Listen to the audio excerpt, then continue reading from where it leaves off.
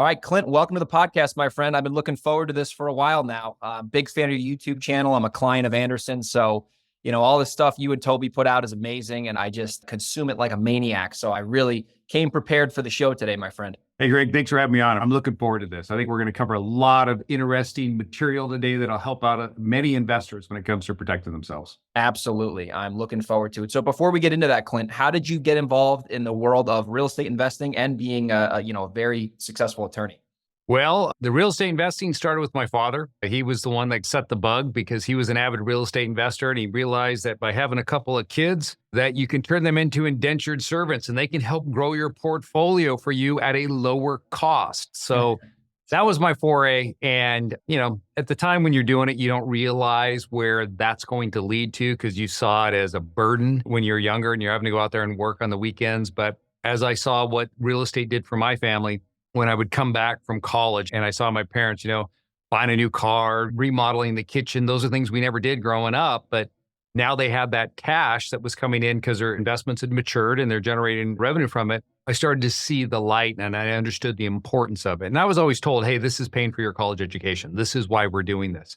Yeah. And so then I thought that law school was a natural fit for me, given the fact my grandfather was an attorney. And I just really liked the idea of being an attorney. I'd sit, go into his office. He had this dark office and all these books behind him, big chair, and sit there and, go out at noon, get a drink and come back and go play golf and make good money doing it. I thought, hell, that's what I want to do.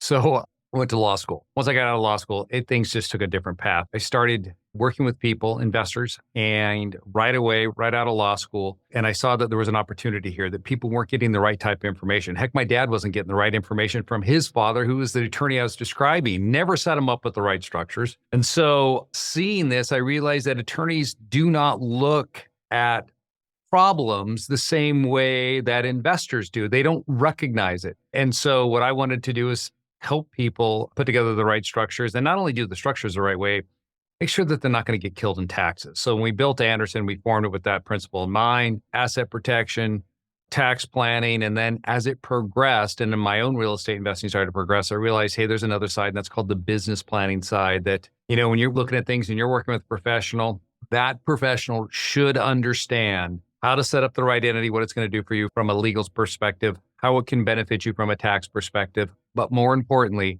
help you grow. Because I've seen people put together structures that when it comes to getting loans to close on a multifamily deal, when they're trying to scale up, they've really boxed themselves in and they can't do it. So that's what we look at here at Anderson. And that's what I love about you guys, because you guys are investors yourselves, right? That's such a big thing that people need to look at, because I know a lot of people who get bad advice from their CPA who used to do their parents' tax return, and they really steer these people the wrong way. So when you're actually working with someone who's actually doing the business, you're able to get the right insight. So the first thing when I first discovered you, I think the guy I hired to help me coach rental properties pointed me to your book, Next Level Asset Protection. I read that whole thing last New Year's.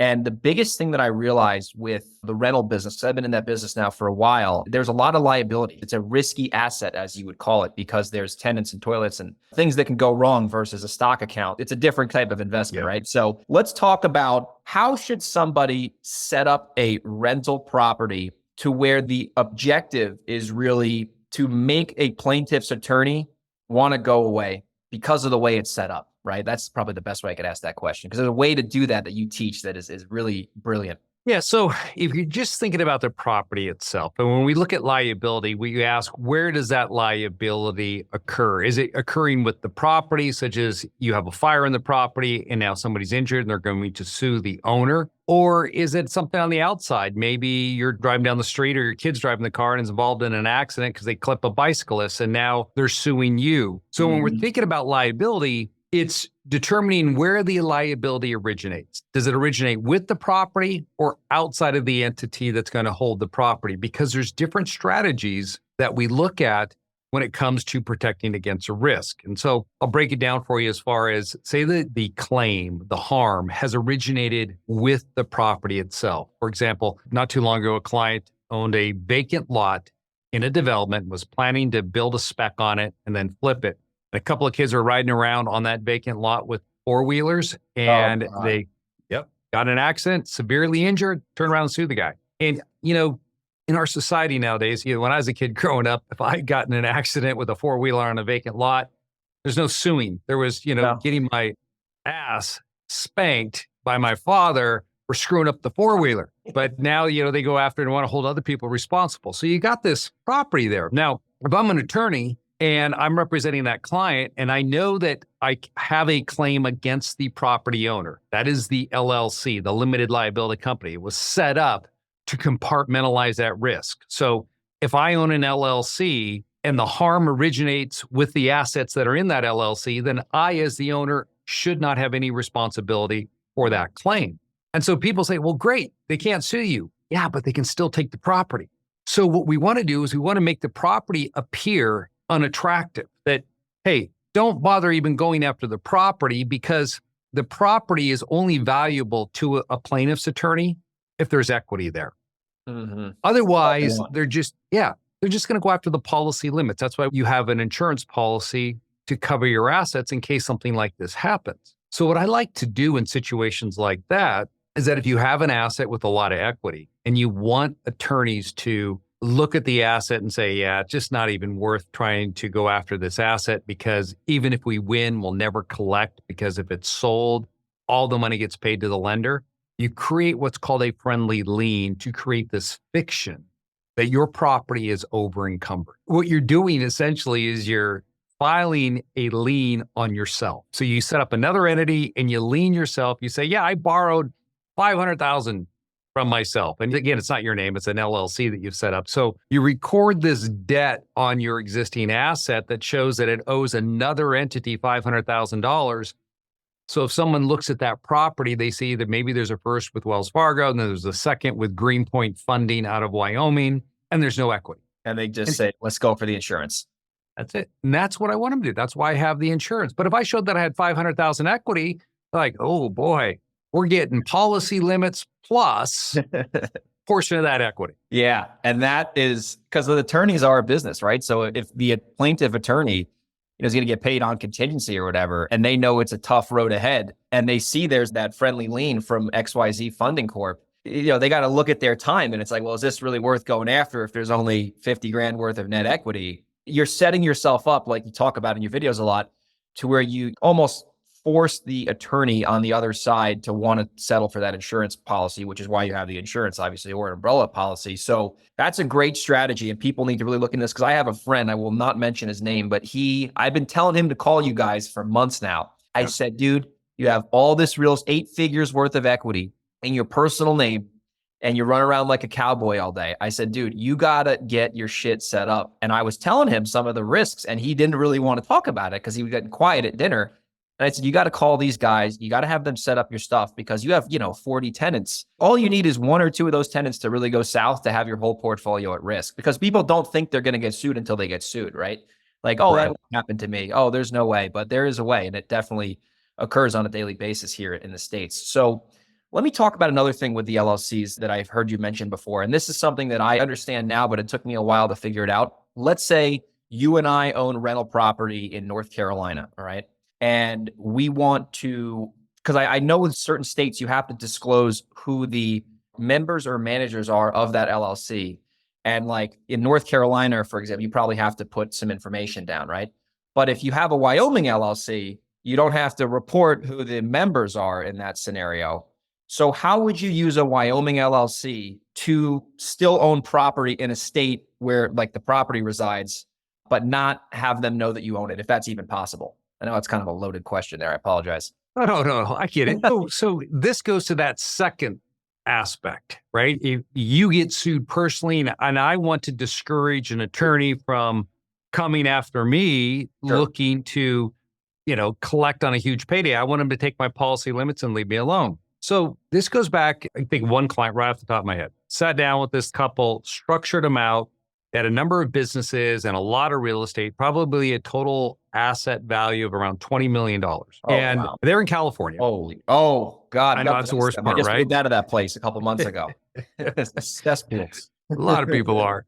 So they have these assets and, they appreciated the risk. And I said, well, here's what we need to do. We have to make you appear as if you're not worth going after. And the way I'm going to do that is I'm going to take all of your entities that now, they show your name on them. If you look at the Secretary of State's website, you're listed as the member or manager, as you just described, or you got this real estate that's titled in your name.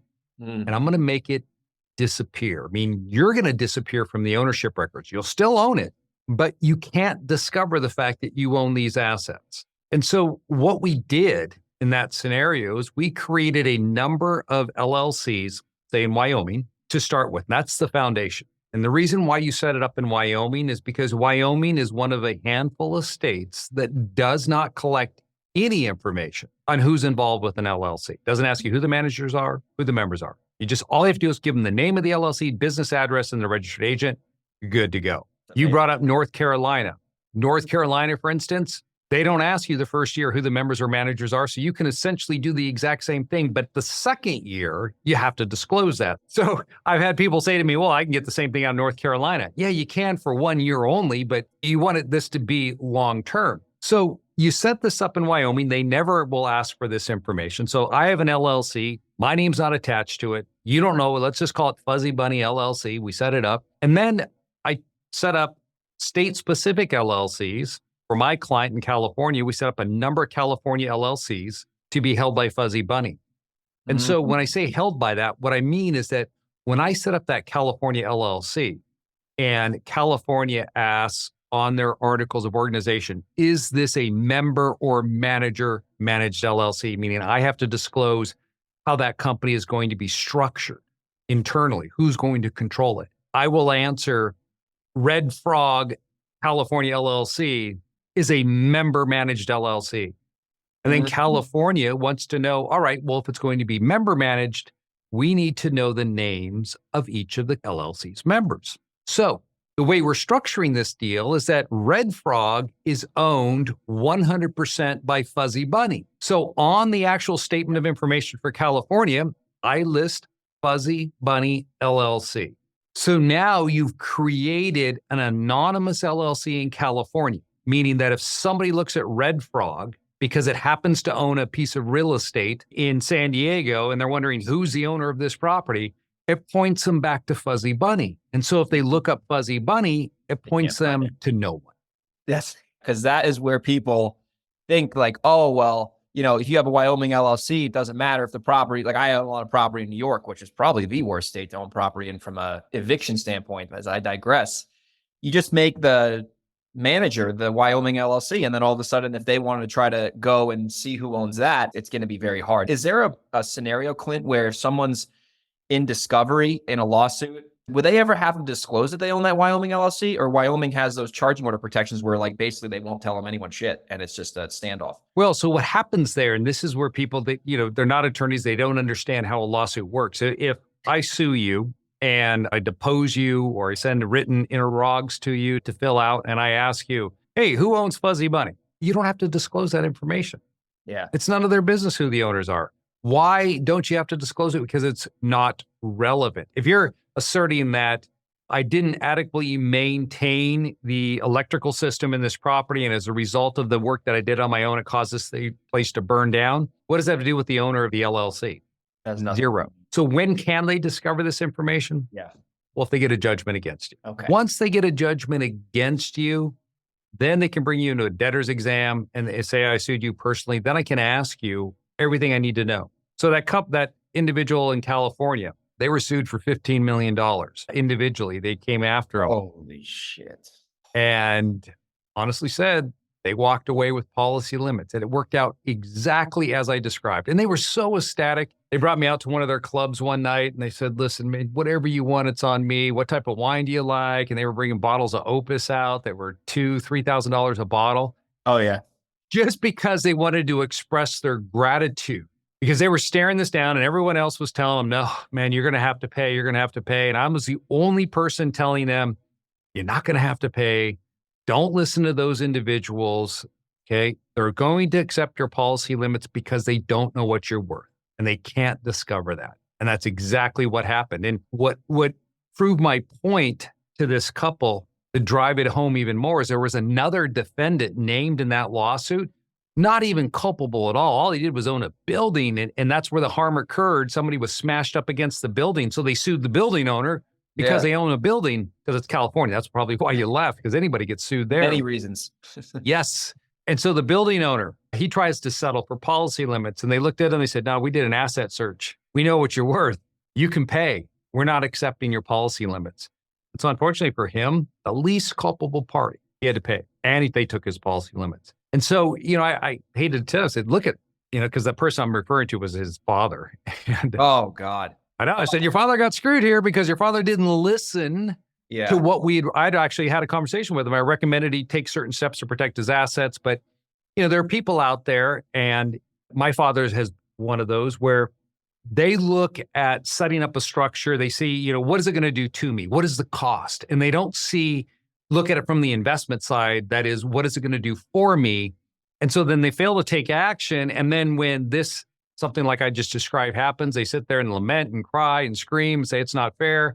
Like, granted, life is not fair, and the legal system is not set up to protect you. It's set up to benefit these other attorneys over here. And at the end of the day, who do you got to blame? Exactly.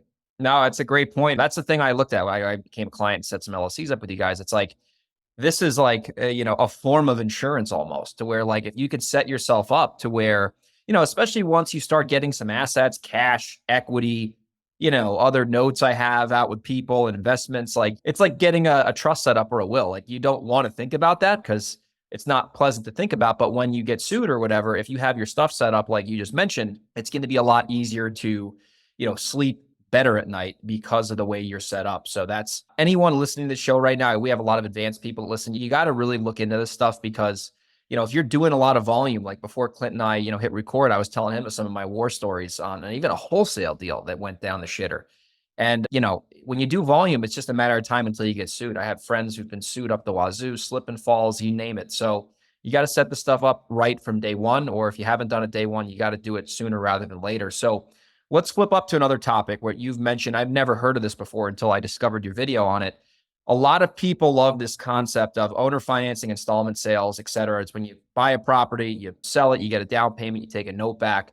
But if you're doing these installment sales, and I had no idea this was even the case because the business model seemed too good to be true, you can really set yourself up to have a huge tax liability and really get yourself in trouble. So I'd like you to get into that for a minute, because I remember hearing this, and I texted my friend who does a lot of installment sales, and he never got back to me on that answer because he probably knows that's the flaw of the business model. Yeah. And unfortunately, a lot of people end up in that scenario where they figure, hey, I only brought in X $3,000 up front and they're paying me $800 a month. So in their mind, they mentally do a calculation. My potential tax liability this year is going to be $6,000 because they have basis in the asset and they figured out, what above that they collected. But unfortunately, for people who flip real estate, buy and sell property, you're classified business, right? Is that called as a trader business? Yes. You're classified as a dealer because property in your hands is considered to be inventory. Yes.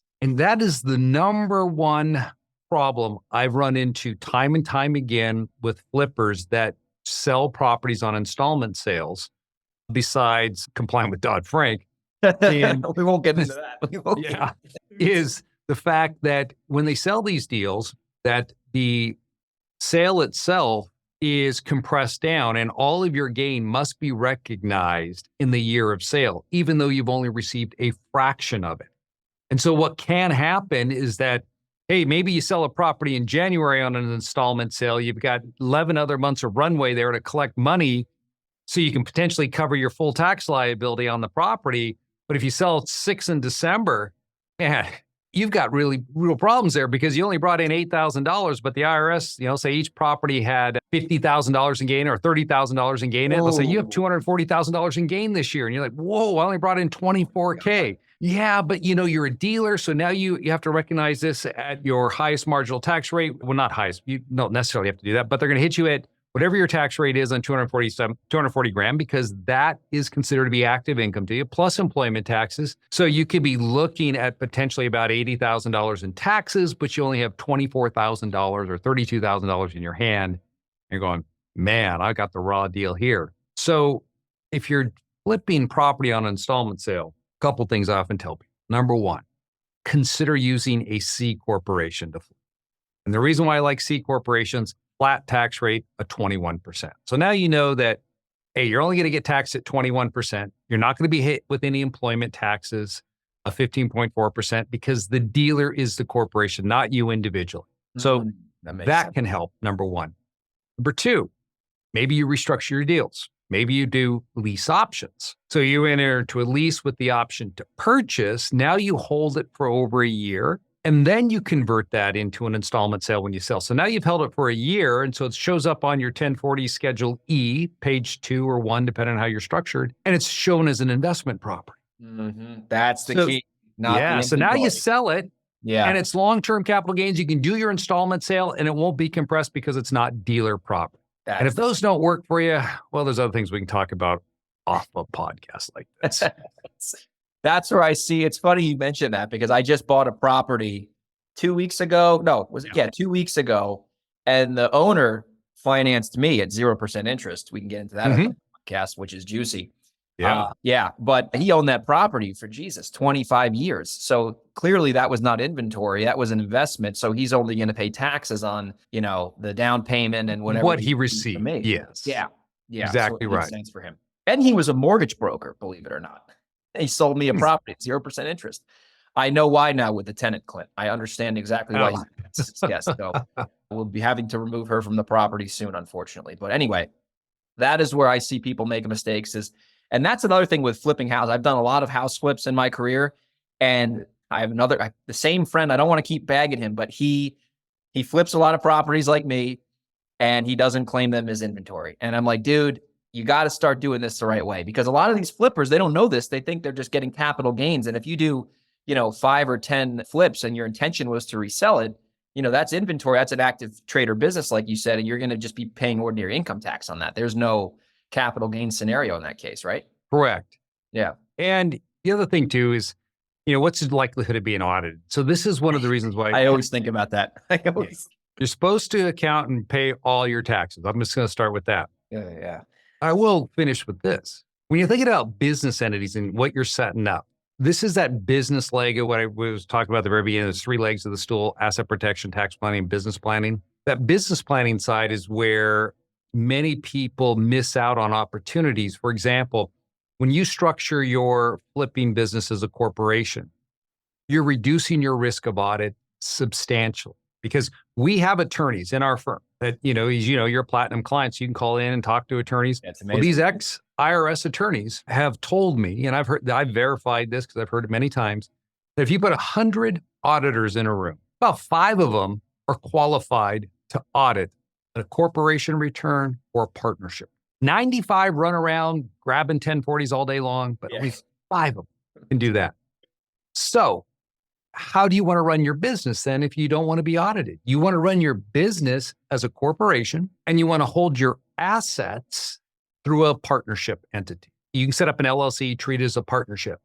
So then those deductions that you're claiming through those various businesses, and I'm not saying you should take any deduction you're not entitled to, but the problem is that people that are not experienced, and I've dealt with this with the IRS myself before, if they're not experienced in what it is that you're doing, they think that you can't do it. And so you have to then prove to them why you can, and that's just an exercise no one wants to go through because it's time consuming and it can be expensive.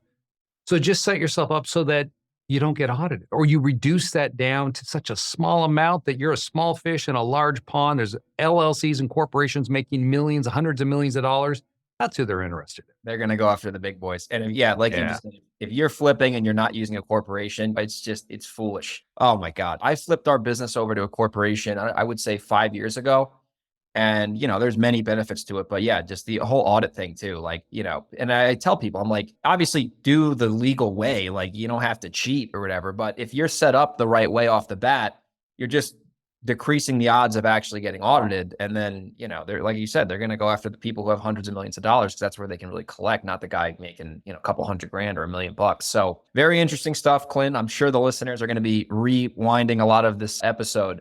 So as we start to wind the show down, one last topic that we actually spoke about before we hit record was the liability with wholesaling. We have a lot of wholesalers on this call, I'm sure, and they have this false belief in their brain that oh, if I can't find a buyer, well, you shouldn't be getting under contract if you can't close. But besides that, the only thing I'll lose is my deposit. And if I put $100 down, that's my worst case scenario. And clearly that's not the case. I've had this happen to me, on a deal that I shared with you. But what are some of the drawbacks and risks that a wholesaler can take if they don't close? Like, what could actually happen besides them losing their deposit that could only be a couple $100? So, I flip real estate. When I first started investing, I worked with wholesalers. That's how I acquired a good portion of the portfolio to begin with. And it always amazed me the way these guys were operating their Like a businesses. corner deli. Yeah, that's exactly right. They didn't understand the liability because I know I get it. You're like, well, what's the likelihood of it happening to me? Well, it's just like saying, what's the likelihood of a door on a 737 MAX being blown off where you're at 16,000 feet? Probably pretty small, but if you're the one sitting in that seat right next to that door that just went out, Yeah. yeah. So this is what happens. I was at an event and it was talking about, hey, if you're a wholesaler, here's what you should be doing. And I think anybody who invests in real estate, you should follow this advice. Yeah. You set up an offer making entity. So we have an entity, my partner and I, we have an entity that we make all of our offers under. And so we always write up our offers under the name of the entity. So we'll say XYZ acquisitions and or designated entity. That's how I put in my offers. So I'm doing that so that the contract with the seller runs to that LLC. Sure. And I taught this at an event one time, and this gal, she was just getting started and she's, weighing whether or not she wanted to make that type of investment to set up an LLC. And she decided, I can't be that risky. So she actually went out there and she put a couple of properties under contract. She had 3 properties under contract with the same seller. And actually her these name? 3 in her own name. Oof. Yes, in her own name. And she had a buyer lined up. She was going to wholesale them to the buyer. She got a couple extensions from the seller because of the fact that the buyer had actually had money out on other deals that he's waiting to get his money back in on so he could fund this deal. Well, ultimately, the buyer can't do it. So she has to walk away. And I think she had about 2,500 down or 5,000 down on these 3 deals. Well, the seller had negotiated an extension with his lender because he was behind on the note. And the seller had granted this, but then he didn't close on that certain date. And so then they foreclosed. And so the seller turned around and sued her. Now, this person had never done a real estate deal before, and I don't think she's done a real estate deal since because of that lawsuit. And I remember her calling me up saying, what do I do now? She sent me the actual letter. I've shown this letter sometimes in my events that she received from the law firm, and the law firm laid it all out. I mean, they put all the law in there stating that we can go after you for more than just your earnest money. So if you think that that's where this stops, it does not. And here's the law that supports it. You've harmed our seller client. Therefore, we're going to hold you responsible. That could have been easily rectified if you just made that simple investment, set up your offer-making LLC or corporate, whatever it's got to be, make all your offers in there and put and or designated entity. That's what I do. Now, sometimes there's some drawbacks to doing that. I remember last year, I was trying to buy 5 acres and it'd been on the market for quite a few years. And an older person owned this property and I went at it like that. And a realtor that I was working with, Clint, you shouldn't do it this way. And I was like, what are you talking about? I invest all the time. This is exactly how I do things. Yeah. I didn't get the deal because the older person he kind of know who the seller is personality-wise. Said, oh, that's just some fancy rich investor trying to steal my land, is what he told him. Would not deal with me. Yeah. Anyhow, that's how I think you should approach it. They're protecting. That makes a lot of sense because if you make the offer in that designated entity and then they sue the designated entity, that there's no assets. There's nothing there. It's inside liability, not outside liability. That's where your client got hosed. Is personally she got screwed. She probably got a judgment against her, most likely. And Absolutely. And it was a default because she couldn't afford to hire an attorney. Oh. So now keep in mind though, when I would say create this entity, it doesn't mean just set up the entity and don't open up a bank account. And no, all your wholesale money would run through that entity as well, or you would say you kick it off to another entity to close in and then kick that over. So that entity has to be conducting some business. A lot of what I do now on my own flipping side with real estate is I've talked about this before, you buy property in a separate LLC. I don't flip properties anymore. I flip LLCs. In fact, my buyers tend to prefer it that way because they're investors. I don't flip to homeowners. when they buy it, they're buying the LLC. Many times I'll try to have a tenant in place already. And if I can get the utilities in the name of the LLC, all that'll be set up. So it's just like plug and play. They step in, they got the company, they got the asset protection, they got everything they're looking for. So that's another way to approach your planning. Yeah, it's like a turnkey system. And I have friends Yes. in New York where I'm originally from. And there's the thing with short sales where you can't assign a short sale, but you can sell the LLC. So that's what Mhm. they do with that. That's a little ninja trick. My buddy in Long Island back home taught me about that one. And he's made probably at least $1 million in profit doing that. Just lock the short sale up, sell the LLC, not the actual property. And there you go. There's always a way around it if you really know what you're doing. So Clint, man, you got a lot of knowledge in you. So before we wrap up for the day, you obviously are very involved in the legal side of the real estate business. What is your investing besides flipping? I know you're big on the rental properties. What type of properties do you like to do? Are you a single family guy? Are you a multi guy? Do you like mobile home parks? Like, what is kind of your repertoire, your appetite for properties looking like nowadays? Because you got a lot of experience. My appetite right now is for any deal because the deal flow, Yeah, it's tough, man. it is tough. So a lot of what we do is single family. I mean, we have multifamily that I'm trying to stabilize, and there's quite a bit of value add that needs to be done to it. It's a bad Oh, yeah. buy. But I'm finding, my mobiles, I'm bringing in parked, bring in manufactured, you drop them onto those pads.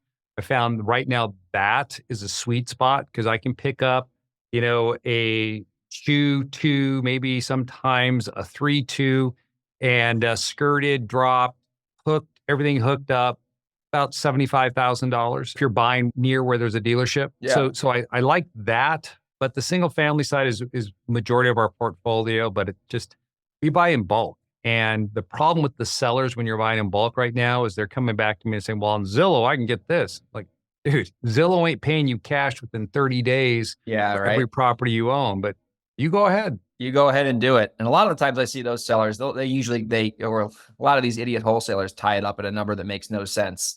They'll Mhm. drag it through the mud. They'll release the contract, maybe not get sued. And then they'll come back to the guy who has the deep pockets and say, hey, I know your offer wasn't, 30 grand more, but if you can do the original offer, I'll just sell to not have to get, the wool pulled over my eyes. So, we see a lot of that. We bail these sellers out of jail when the wholesaler cannot deliver because they have no money and they have no experience. But you got to start somewhere, as they say. So, Clint, man, this has been a fun show. If people want to learn more about you, you got a phenomenal YouTube channel. What is the official name of that YouTube channel? Is it Anderson or is it your personal name? Real estate asset protection. Clint Coons, real estate asset protection. And then Anderson, what's the best? Is it AndersonBusinessAdvisors.com? Well, once you do this, here's a link. Perfect. ABA.link/Greg TAP. Boom. Put that in, you go to that link, you can set up a free strategy session with us and we'll break all this down for you. I mean, yeah, we want clients, but what's more important is we want educated investors. And so the reason why we always offer up a free strategy session, the intent is to show you what is possible. Whether or not you take that information and put it into action so it can benefit you is totally up to you, but at least you know what's possible out there and how by setting up things a certain way, you will definitely receive immediate benefits. 100%. And that's how I became a client. As I listened to all the content, I booked a free call. It was that was the kind of call that a normal attorney would charge $1,000 an hour for. I got all the information gathered and then we picked a plan out and we executed on that plan. And if you're listening to this and you got some value from this, you certainly want to take Clint up on that free call offer because it's super valuable. I've done it myself and I'm a very happy client. So Clint, appreciate you coming on the show today, my friend. This was a lot of fun. I'm looking forward to listening to this one myself. And I hope you have a great rest of your day, buddy. Hey, thanks for having me. It was fun.